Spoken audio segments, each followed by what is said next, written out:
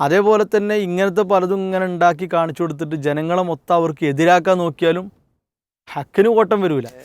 താൻ ഒരിക്കൽ പോലും അറിയാത്ത കാര്യങ്ങൾ ഇപ്പോൾ പല ആളുകളും പ്രസംഗം നടക്കുമ്പോൾ ആ ആളെ മുമ്പിൽ വെച്ചിട്ട് അദ്ദേഹം പറയാത്ത കാര്യങ്ങൾ അദ്ദേഹം പറയുന്നത് പോലെ ഈ ചുണ്ടിൻ്റെ അനക്കം പോലും കറക്റ്റാക്കിക്കൊണ്ടാണ് പല സംവിധാനങ്ങളും ഉണ്ടാക്കിക്കൊണ്ടിരിക്കുന്നത്. ഇതൊക്കെ ഇതിലൂടെയൊക്കെ ഉണ്ടാക്കി തീരുന്നത് നമുക്ക് ചിലപ്പോൾ ഒരു തമാശയായിരിക്കാം, പക്ഷെ അള്ളാഹുവിൻ്റെ കോടതിയിൽ അത് വലിയ ദുരന്തങ്ങൾ വിളിച്ചു വരുത്തുന്ന കാര്യങ്ങളാണ് എന്ന തിരിച്ചറിവാണ് ആ വിഷയത്തിൽ അത് കൈകാര്യം ചെയ്യുമ്പോൾ ശ്രദ്ധിക്കേണ്ടത് എന്നതാണ് സൂചിപ്പിക്കാനുള്ളത്. അല്ലാഹു അഅലം. വൈജ്ഞാനിക രംഗത്ത് മനുഷ്യൻ ഒരുപാട് മുന്നോട്ട് കുതിച്ചുകൊണ്ടിരിക്കുന്ന കാലത്താണ് നമ്മളുള്ളത്. AI കാലഘട്ടം എന്നാണ് ഈ കാലഘട്ടത്തെക്കുറിച്ച് പൊതുവെ നമ്മൾ പറയാറുള്ളത്. ആർട്ടിഫിഷ്യൽ ഇൻ്റലിജൻസ് അതിലും മറ്റുമെല്ലാം നമ്മൾ ഒരുപാട് മുന്നോട്ട് കുതിച്ചുകൊണ്ടിരിക്കുന്ന ഈ സമയത്ത് ഇത്തരം കാര്യങ്ങൾ, അള്ളാഹുവിൻ്റെ അനുഗ്രഹമായ ഇത്തരം കാര്യങ്ങൾ നമ്മൾ ഉപയോഗിക്കുമ്പോൾ വിശ്വാസി എന്ന നിലക്ക് പലപ്പോഴും പല കാര്യങ്ങൾ നമ്മൾ ശ്രദ്ധിക്കേണ്ടതുണ്ട്.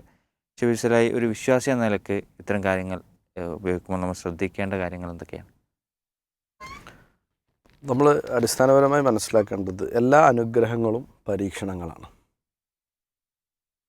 കുല്ലു നിഅമത്തിൻ നിഖമത്തുൻ എന്നാണ് പണ്ഡിതന്മാർ പറയാറുള്ളത്. അള്ളാഹു നമുക്ക് എന്തെല്ലാം അനുഗ്രഹങ്ങൾ ചെയ്തു തന്നിട്ടുണ്ടോ അതൊക്കെ പരീക്ഷണങ്ങളാണ്. ആ പരീക്ഷണങ്ങളെ ഏറ്റവും നല്ല രൂപത്തിൽ കൈകാര്യം ചെയ്യുക എന്നതാണ് വിശ്വാസിയെ സംബന്ധിച്ചിടത്തോളം വിശ്വാസി എന്നും ശ്രദ്ധിക്കേണ്ട കാര്യം. സൂറത്തുൽ മുൽക്കിൽ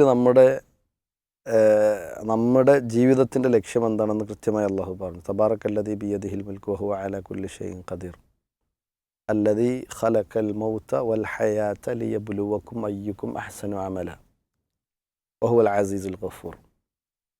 അവിടെ പറയണം എന്താണ്? അല്ലദീ ഖലഖൽ മൗത വൽ ഹയാത്ത്.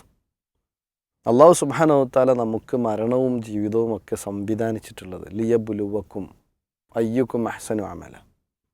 നിങ്ങളുടെ കൂട്ടത്തിൽ നിന്നും അതല്ലെങ്കിൽ അവരുടെ കൂട്ടത്തിൽ നിന്നും നിങ്ങളുടെ കൂട്ടത്തിൽ നിന്നും ആരാണ് ഏറ്റവും നല്ല രൂപത്തിൽ കർമ്മങ്ങൾ ചെയ്യുന്നത് എന്ന് പരീക്ഷിക്കാൻ വേണ്ടിയാണ്. അള്ളാഹ്ക്ക് അറിയാഞ്ഞിട്ടല്ല, അത് നമ്മളെ ബോധ്യപ്പെടുത്തി തരാൻ വേണ്ടിയാണ്. അപ്പോൾ നമ്മുടെ കൈകളിലേക്ക് ഏതൊരു അനുഗ്രഹം വന്ന് കിട്ടുമ്പോഴും ആ അനുഗ്രഹത്തെ നമുക്ക് രണ്ട് രൂപത്തിൽ ഉപയോഗപ്പെടുത്താം. ഒന്ന്, നമ്മുടെ പരലോകത്തിന് ഉപകാരപ്പെടുന്ന രൂപത്തിലും ഉപയോഗപ്പെടുത്താൻ പറ്റും. രണ്ട്, നമ്മുടെ പരലോകം നഷ്ടപ്പെടുന്ന രൂപത്തിൽ നമുക്ക് ഉപയോഗപ്പെടുത്താൻ പറ്റും. ബുദ്ധിമാന്മാരായ ആളുകൾ, വിശിഷ്യ വിശ്വാസികളായ പരലോക വിശ്വാസികളായ ആളുകളെ സംബന്ധിച്ചിടത്തോളം അവരൊരിക്കലും തന്നെ തങ്ങളുടെ പരലോകം നഷ്ടപ്പെടുന്ന രീതിയിൽ ഒരു അനുഗ്രഹത്തെയും ഉപയോഗപ്പെടുത്തുകയില്ല. അപ്പോൾ നമുക്ക് അല്ലാഹു സുബ്ഹാനഹു വ തആല കണ്ണ് നൽകി, നമുക്ക് കാത് നൽകി. ഈ കണ്ണുകൊണ്ട് നമ്മൾ കാണേണ്ടത് എന്ത് എന്ന് നമുക്ക് നിർണ്ണയിച്ചു തന്നിട്ടുണ്ട്. ഈ കാത് കൊണ്ട് നമ്മൾ കേൾക്കേണ്ടത് എന്ത് എന്ന് നിർണ്ണയിച്ചു തന്നിട്ടുണ്ട്. വലഖദ് ദറഅനാ ലി ജഹന്നമ കതീറൻ മിനൽ ജിന്നി വൽ ഇൻസി ലഹും ഖുലൂബുൻ ലാ യഫ്ഖഹൂന ബിഹാ വലഹും അഅ്യുനുൻ ലാ യബ്സുറൂന ബിഹാ വലഹും ആദാനുൻ ലാ യസ്മഊന ബിഹാ ഉലൈക കൽ അൻആം ബൽ ഹും അദൽ ഉലൈക ഹുമുൽ ഗാഫിലൂൻ. വലഖദ് ദറഅനാ ലി ജഹന്നം, നരകത്തിന് വേണ്ടി നാം സൃഷ്ടിച്ചിട്ടുണ്ട് എന്നാണ്. കതീറൻ മിനൽ ജിന്നി വൽ ഇൻസ്, ധാരാളം മനുഷ്യന്മാരെയും ജിന്നുകളെയും. എന്താണ് അവരുടെ പ്രത്യേകത? ലഹും ഖുലൂബുൻ, അവർക്ക് ഹൃദയങ്ങളെ നൽകി. ലാ യഫ്ഖഹൂന ബിഹാ, ആ ഹൃദയങ്ങൾ കൊണ്ട് അവർ ചിന്തിക്കേണ്ടത് ചിന്തിക്കുന്നില്ല. വലഹും അയ്യുനുൻ, അവർക്ക് കണ്ണുകളെ നൽകി. ലാ യബ്സുറൂന ബിഹാ, അതുകൊണ്ട് അവർ കാണുന്നില്ല. എന്താ കണ്ണുകൊണ്ട് കാഴ്ചയില്ല എന്നുള്ള അർത്ഥത്തിലല്ലല്ലോ പറഞ്ഞത്. ഹൃദയം കൊണ്ട് ചിന്തിക്കണില്ല എന്ന് പറഞ്ഞപ്പോൾ അതല്ലല്ലോ.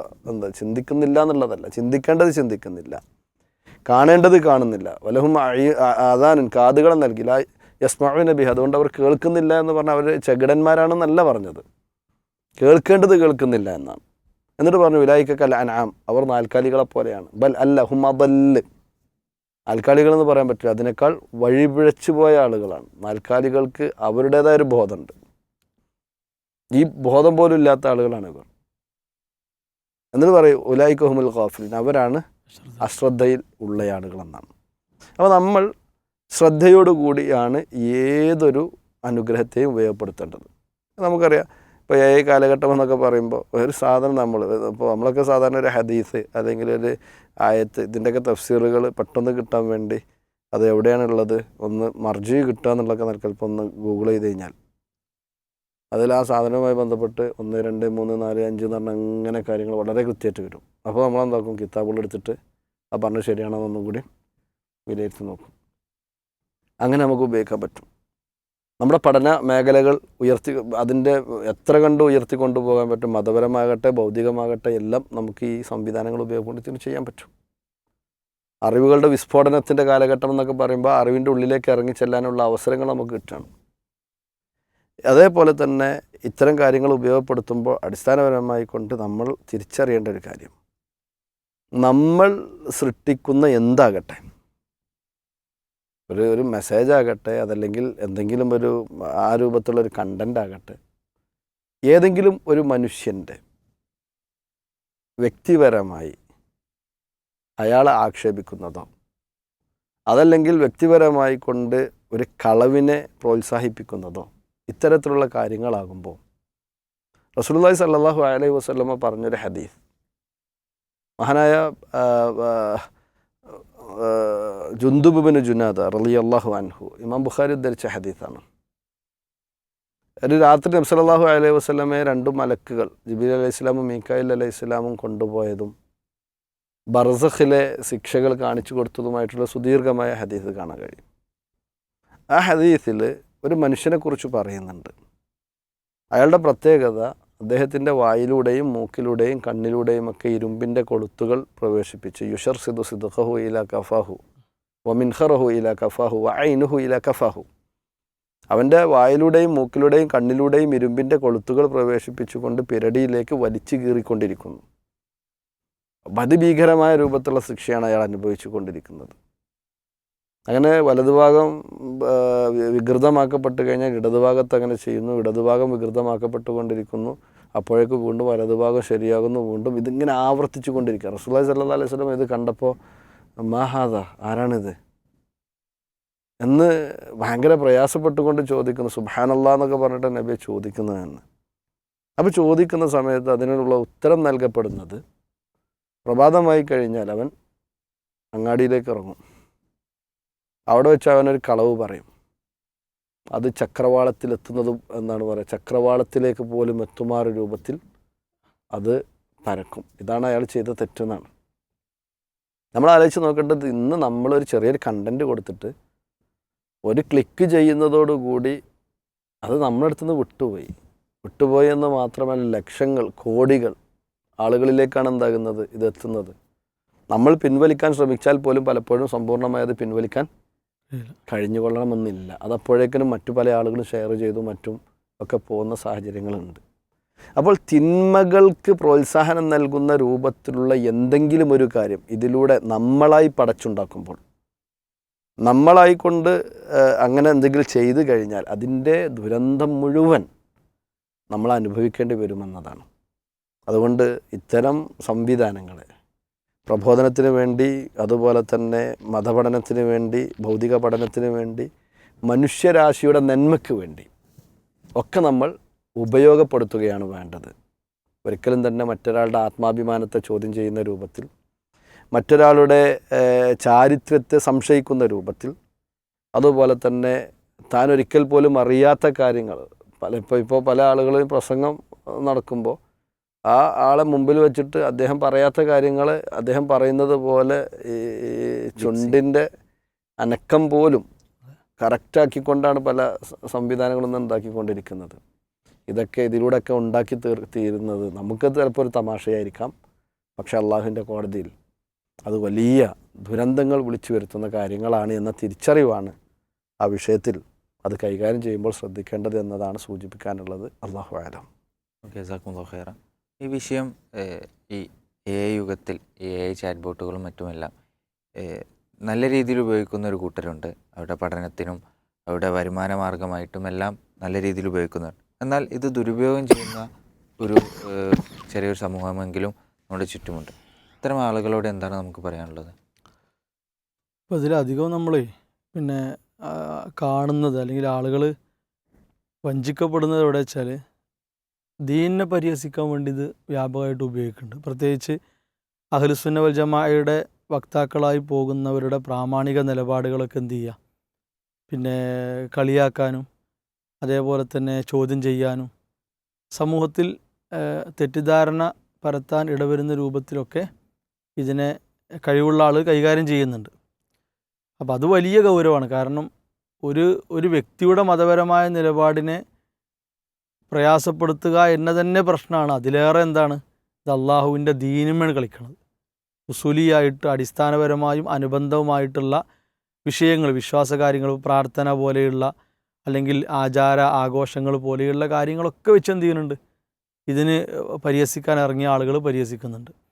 അപ്പോൾ അവിടെ റസൂലുള്ളാഹി സ്വല്ലല്ലാഹു അലൈഹി വസല്ലം പഠിപ്പിച്ച ആ ഹദീസാണ് നമ്മുടെ മനസ്സിലുണ്ടാകേണ്ടത്. ലാ യദുർറുഹും മൻ ഖദലഹും, അതേപോലെ തന്നെ ഔ ഖാലഫഹും. സത്യത്തിൻ്റെ വക്താക്കളെ ചതിക്കാൻ ആര് തീരുമാനിച്ചാലും എന്ത് ചെയ്യൂല, ഒന്നും സംഭവിക്കില്ല. അവർക്ക് സംരക്ഷണം അതേ കൊടുക്കുന്നത്.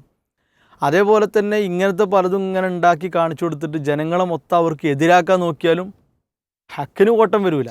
സത്യം സത്യം എന്ത് ചെയ്യും, ഹത്തൽ ഖിയാം, അത് ഹത്തായ എത്തിയ അംറുല്ല എന്നാണ്.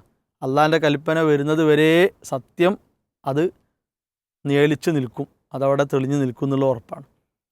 പിന്നെ എല്ലാവരും മനസ്സിലാക്കേണ്ട കാര്യം എന്താ വെച്ചാൽ, പ്രത്യേകിച്ച് ഇങ്ങനത്തെ കാര്യങ്ങൾ ഉണ്ടാക്കി ജനങ്ങളിലേക്ക് ഷെയർ ചെയ്ത് കുറച്ച് നേരത്തേക്കെങ്കിലും ആളുകളെ ഒന്ന് ഒരു ഭീതിയിൽ, ഒരു പേടിയിലൊക്കെ ആക്കാൻ നോക്കുന്ന ആളുകളുണ്ടെങ്കിൽ അവർ കരുതേണ്ടത് എന്താ വെച്ചാൽ, ഇപ്പോൾ ഈ നിയമത്ത് നിന്നല്ല, നമ്മുടെ ജീവിതത്തിൽ കിട്ടുന്ന ഏത് നിയമത്തും നമുക്ക് കണക്കാക്കിയവൻ അള്ളയാണല്ലോ.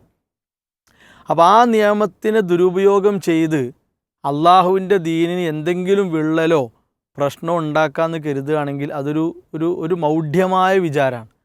കാരണം എല്ലാം അറിയുന്നവനാണ് അള്ളാഹ്, അൽ അലീം, എല്ലാം അറിയുന്നവനാണ്. ഒരു കാര്യം ഉണ്ടായാൽ അതുകൊണ്ട് എന്തൊക്കെ ഉണ്ടാകും, എന്തൊക്കെ ഉണ്ടാകാതിരിക്കും എന്നെല്ലാം അറിയുന്നവനാണ് ആര്, അള്ളാഹ്. അപ്പോൾ ഈ നിയമത്തിനെ തന്ന അള്ളാഹുവിൻ്റെ ദീന്, അതാണ് ഏറ്റവും വലിയ നിയമത്ത്.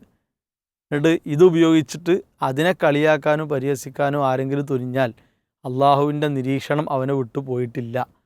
അത് കൃത്യമായി അവിടെ ചെറുതും വലുതുമായ രേഖകൾ ഹാജരാക്കപ്പെടുന്ന സമയം കാണിക്കപ്പെടും എന്ന പേടി വേണം.